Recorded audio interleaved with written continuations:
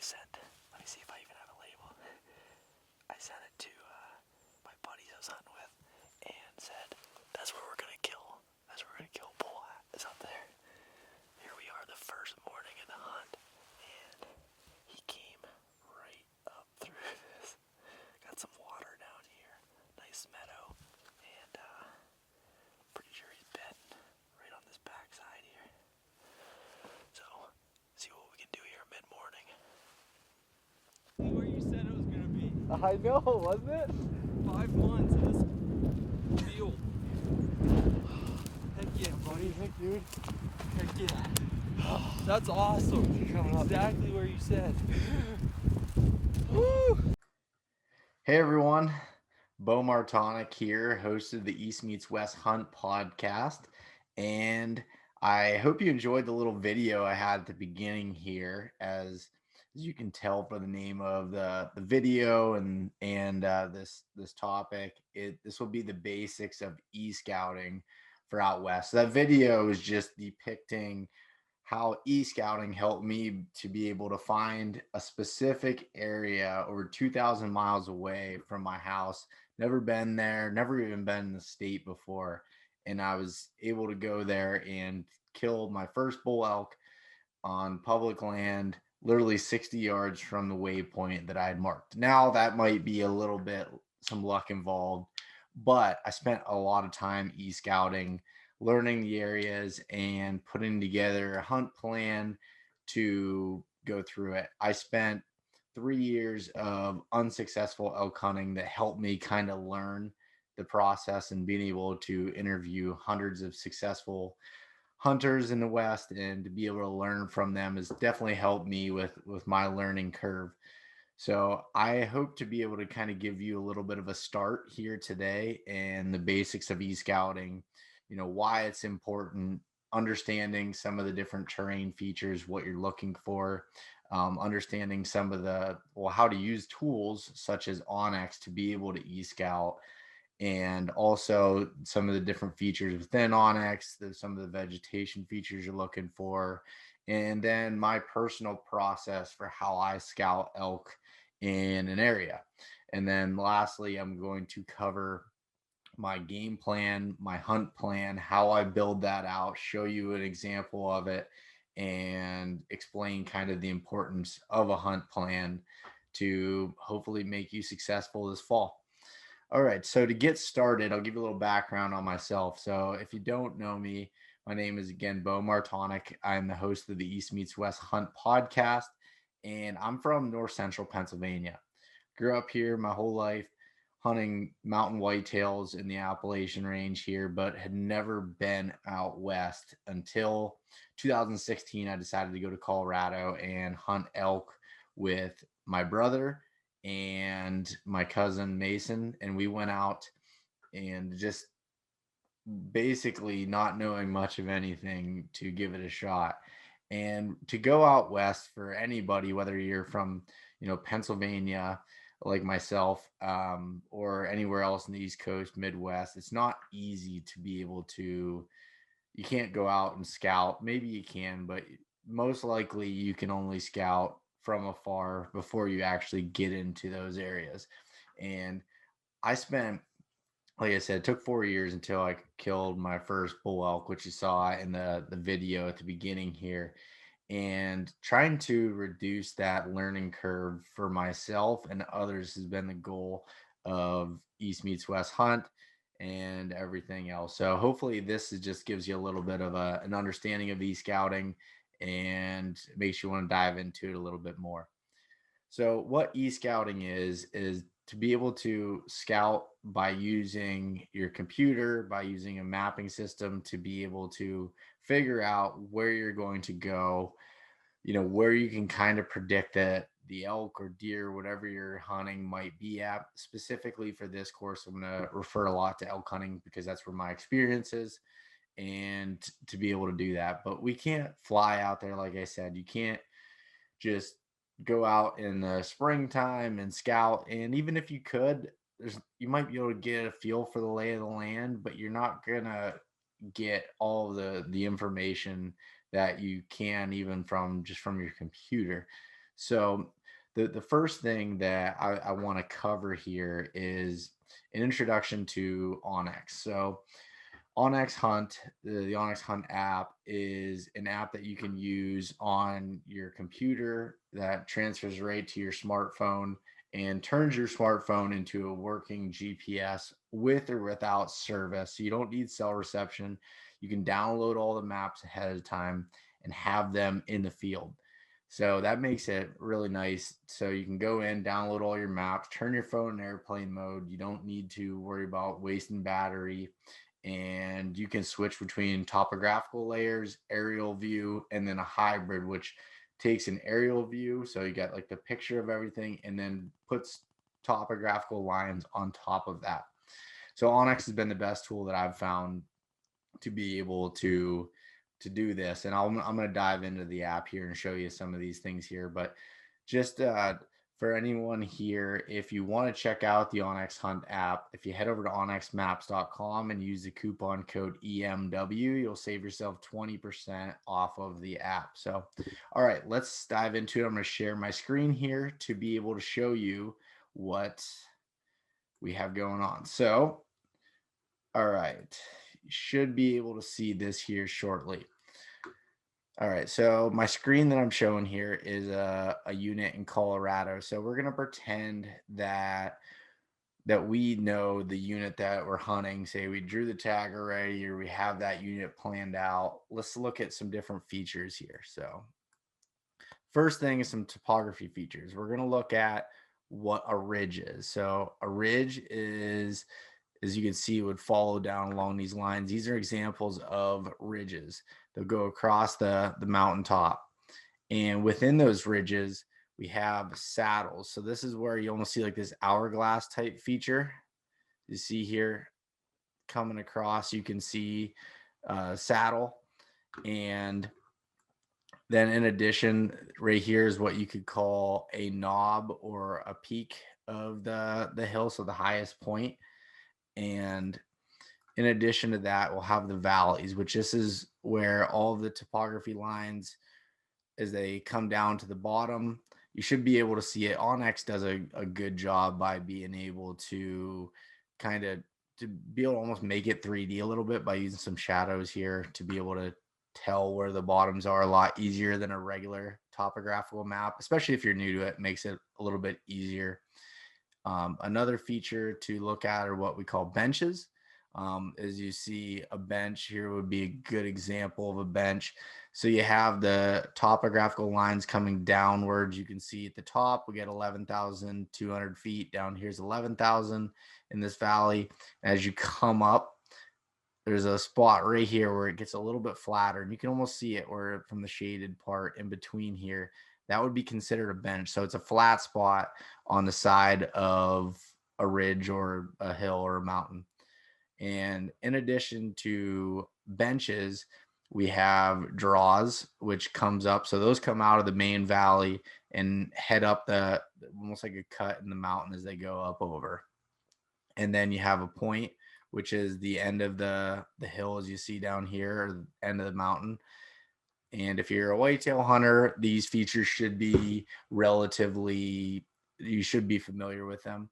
And so what all these features do is being able to dictate what the animals might be doing, whether that be the elk or the deer. And so specifically to think about, all right, so one of the things to look at with saddles are, so the example of my 2019 Idaho elk that I shot, I had identified that there was a saddle coming out where there was food down in the bottom, and then there was a saddle at the top, and then some good bedding on the other side. Well, I figured just from the looks of the land. So again, here is an example of a saddle. Here's one. Well, here's kind of another one here. Those are away because you get the high points on each side. They're not going to go right up over that high point. They're going to try to take the path of least resistance. So by having them go through those saddles, and you can kind of dictate maybe potentially what their movement might be. And so those are things I'm definitely going to pay attention to. Benches are something I'm going to pay attention to, especially on north facing slopes, because that can be bedding for the elk. And so when it comes to bedding, like I said, they like north facing slopes mostly because it's a cooler area. And so like they'll usually have dark timber on there. It keeps them cool, especially in September if you're, bow hunting elk. And so those are areas that I'm also going to focus on from a terrain standpoint. And then also the valleys.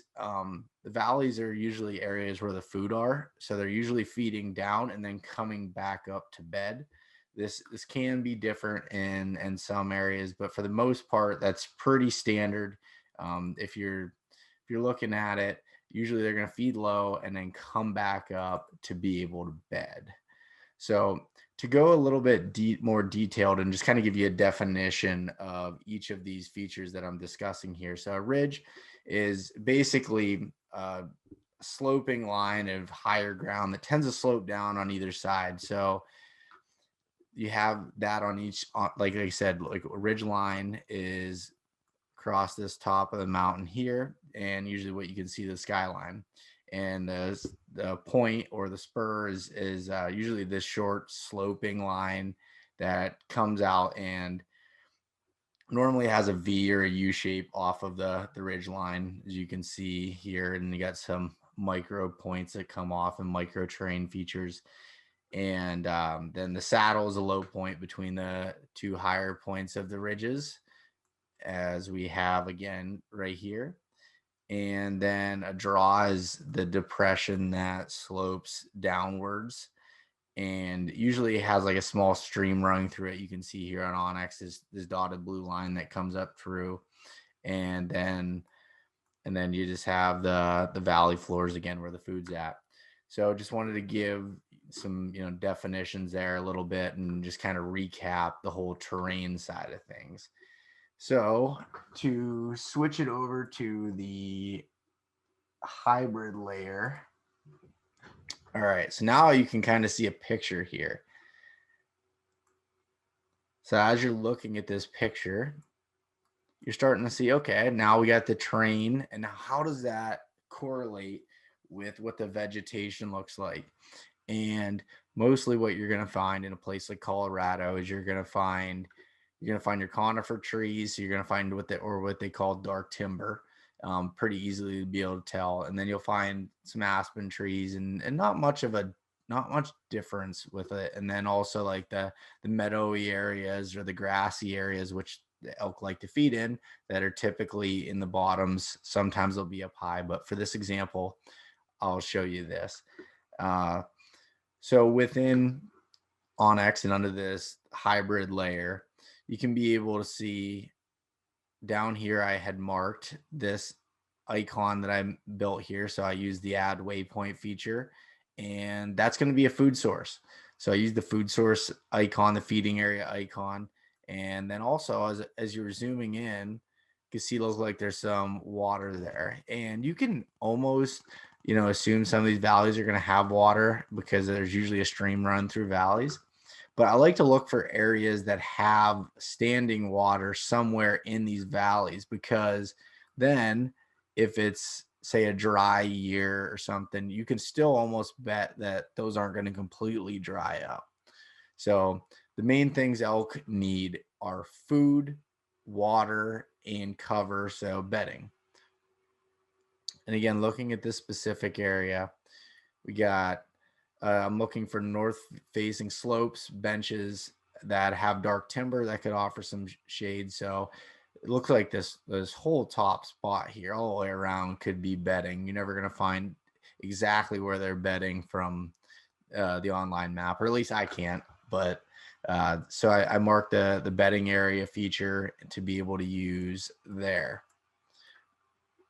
And to kind of scroll out to a little bit of a bigger picture here. So to go down, this is a few miles away, But I've found this a lot of times with elk. If you're hunting near private land that might have a lot of grasses or some sort of fields, they might feed down there at dark and start working their way back up the valley and then find like a secondary food source that's closer to bedding to feed at. And then, as it's getting daylight and everything, working their way back into bed.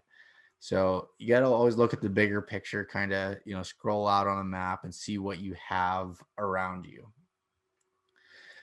So that covers kind of the basics of what you're looking for, the food, water, and bedding when it comes to elk, as well as the different terrain features. Now I want to show you my process, my specific way of looking for elk. So when I have a unit picked out and I'm going to go through this entire unit. And for the purpose of this, I just marked one example of each, but I'll literally go through the entire unit and the areas that I want to potentially hunt and mark all access points. So anywhere where there's a trailhead, where there's an end of a road, I'll mark that with a purple access feature, and I just make it color coded so it's easier to be able to see as I'm looking at the big picture. And then any campgrounds I might have, which also means that there could be potential people staying there from out of state. I mark all of those. Onyx has all this stuff marked already, but I like to make it more visible. So I'll mark it with a bigger color coded icon. And then I keep an entire key to be able to tell me what colors I use for what. And I can be able to look at that. So as I'm looking, the reason why I look at access first before really anything else as I lay out the entire unit is because I want to find where all the people are going to be coming from. And that's the biggest thing. Trailheads, that's where you're going to find people at. Campgrounds, end of roads. Typically, that's where the pressure is coming in from. And then you're looking at trail systems. So if you turn over here, there's a layer here so you can go down. Onyx has a whole bunch of different types of layers, but under the trails and rec, I turn all these on, all these trail layers, because they highlight them. And the trails are the road into the backcountry. So pay attention to these, because if it makes it easier for you to get in there, it makes it easier for other people. So trails will allow people to get deeper easily. The way I look at it is when I was backpack hunting Colorado, I was going back in quite a ways, go back in 5 or 6 miles to be able to hunt. At one point I was hunting 9 miles from the truck, and I was still running into people because I was close to trails. And it made it easier for me to walk, and it made it easier for anybody else. The trail feature, when you have it turned on, you can see the elevation. The green means it's easier walking, where red shows you the steeper areas, the tougher areas in the trail. So again, when I'm looking at this, I like to use trails. It helps you get into places, but I always want to stay off of them a little ways and away from those trailhead areas. It doesn't mean that you have to hunt 10 miles in to get away from people. It might only be a mile away, but if there's no trail leading there, or there's no good parking access, or it's really steep to get into it, that might work. So like, say specifically for this area, I could see how far away it is from a trail. And I'm just going to do a straight line here just to make it simple. So just over a mile away. So a mile, and that's as a crow flies. So you're looking at, I don't know, probably close to 2 miles of actually hiking to go around the ridge system to get there. But that, so I try to look at all those things that come into my play when I'm doing things. So although I'm looking for what I was talking about, the food, cover, and water, those are all important, but everybody knows, or a lot of people know if they do any research, that those are the things to look for. So big meadows are things that really stand out to people. And I try to stay away from those. I try to find the more hidden type ones, or the ones that are a little bit off the beaten path, maybe overlooked spots. So it all depends on what you're looking for too. If you want to backpack hunt and that's the experience you want, then do that and go in deep. But I can promise you from my experience, and more importantly others that have a lot more experience than myself, you can still be very, very mobile by using a vehicle and hunting closer to the rodent spots, but it may be some overlooked type areas. So those are the things that I'm looking for specifically when it comes to e-scouting. Like I said, I'll do this. I'm showing you a small example, but I'll tear apart an entire unit to be able to figure out where the best spots are. And what I'll do is, this is what takes me into my next thing, which is my hunt plan. And so to go into my hunt plan, I've created a template here that I'm going to share with you. And let's see here. Let's see if you can see that.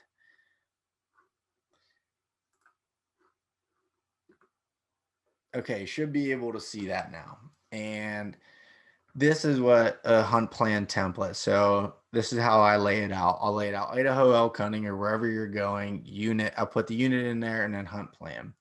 And I break this down into hunt areas. So these are hunt areas, are areas that you could spend an entire week hunting in there and be able to, you know, work off these specific areas that I have underneath it and spend a whole week there. I like to have at least 5 hunt areas picked out because of things like additional pressure I didn't account for when you get there.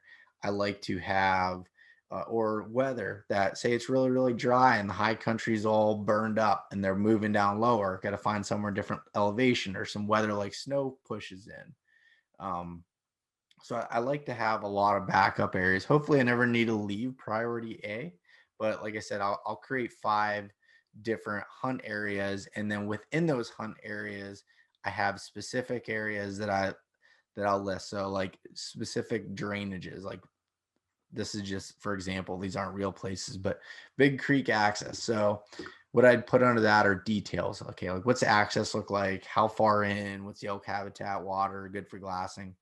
Um, so here's an example here. This is actually notes from one of my spots. Is access from the main road. You could possibly drive up in, but not sure what the road conditions are like.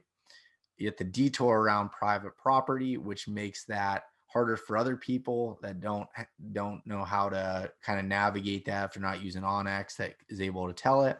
And then almost 2 miles to get in the hunting area. Okay, that's past a pretty good point. We're going to keep a lot of people out of there. And there's also a lot of water, springs, it looks like, bedding, dark timber, but it's not as good for glassing. So this might be an area where we're going to rely on calling a little bit more and moving through the timber. So I'll go through and break down all of these areas. And what this does is, because you can look at a map, find all these good spots, and then all of a sudden you go there. And if you don't have a plan that is, you know, written out or typed out, and I'll do 2 things. I print this out and I put it in my pack, and I also download this Google Docs file right to my phone so I can pull it up offline to be able to review it. Because as soon as you get in there and there's 17 trucks at the trailhead and priority A is completely screwed, if that's the only area you looked at, you're all of a sudden you're running back to town to try to get service, to try to look for different spots. You want to take that pressure off of yourself, and you want to be able to make it all about the hunt. Be as calculated as you can, put in the time to scouting it, make a plan. And so when how I came up with this hunt plan was, I pulled this from other people. I didn't completely, I'm not going to take the credit of saying that I'm the first one who did a hunt plan. Mark Livesey, he's got Tree Line Pursuits online e-scouting course. Highly, highly, highly recommend you check that out. It's like $100 for 2 years, but I tell you what, he goes into so much detail in that course. It's incredible. And I'm actually going through it right now myself, and it's super, super beneficial to be able to do that. But anyways, I heard Mark on a podcast years ago talking about hunt plans. And so I started creating them for myself. I use it for whitetails for in the east. I use it for elk out west. I always create a hunt plan and put that in there. So that just helps me stay organized. Again, that relieves the pressure of you get out there and your plans fall apart. You always have backups upon backups upon backups. And that in my opinion is the secret to be able to do that. So with that being said, that's kind of the what I would consider the basics to e-scouting and how I dive into and create a hunt plan. There's way more detail that would be too long to go into on this specific um, course or episode or whatever you want to call it. And so I wanted to keep it simple, but I wanted to stress the importance of creating that plan, some of the things to look at, especially from someone from out east or the Midwest that's not living there. These are things that access is super important. Access is huge. Marking all those access points, being understanding where the pressure is coming from, and then from there, kind of figuring out the elk. So that's just my way of doing it. There's 1,000 different ways to skin the cat, but thanks everyone for watching. I hope you pulled some good information out of here, and good luck this year.